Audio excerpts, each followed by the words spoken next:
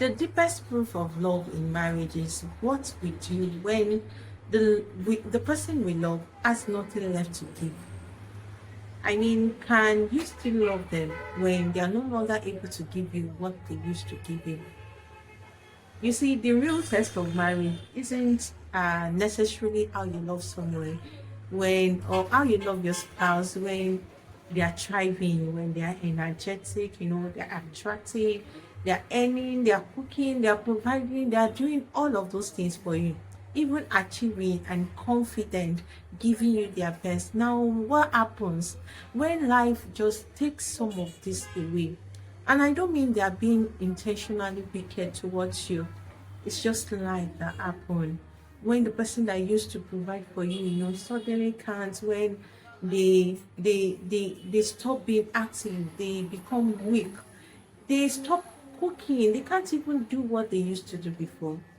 What happens? What happens when their confidence disappears? What happens? You see, when they start struggling financially, will your love still be there? When they're emotionally exhausted, will you still be there? Will you still love them through those weakness? When they are no longer the version of themselves and you fell in love with, what happens? Because this is exact place where love begins to reveal its depth. And this is where most marriages actually collapse. Because it's easy to love someone through their strength. I mean, loving them through their weakness is what actually requires commitment, compassion, patience, and understanding, and even prayers. Because marriage definitely has seasons when one person has to carry more because the other simply can't. And someday it might even be you who needs to be carried. And so when your partner is at their weakest or even their lowest, when they have nothing left to give to you, do you still choose them?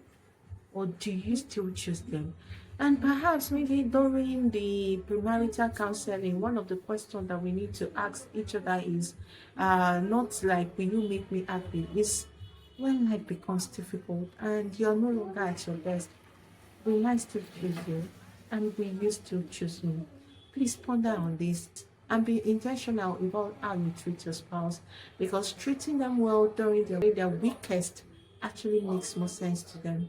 Thank you. And God keep keeping our home in Jesus' name. Bye.